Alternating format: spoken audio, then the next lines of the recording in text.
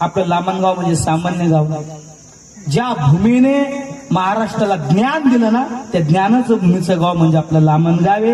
अण्णा म्हणजे महाराष्ट्रातलं ज्ञानभूमीचं एक दैवत होतं, वेदांताचं एक स्थान होतं. महाराष्ट्रात मला वाटतं ग्रंथ जर वेदांत हा आणला असेल तर मला वाटतं महाराष्ट्रात अण्णांनीच आणला असेल. आळंदी अण्णा फार विद्वान मंडळी आणि अण्णांचं हे जन्मभूमीचं गाव आहे. एका साधूचं गाव आपलं म्हणजे लामण गाव. पारमार्थिक आणि धर्मक्षेत्रामध्ये पवार पाटील या ठिकाणी पवार कुटुंब हे सगळं कोणाचं अण्णाच्या वंशातलं.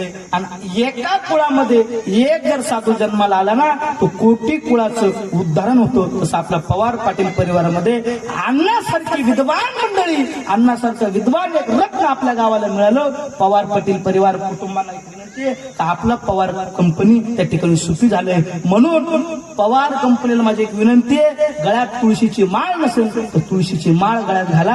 आपल्या कुळात एक साधू एक देव जन्माला आले आणि अशा कुळातल्या लोकांनी बिगर माळ करीत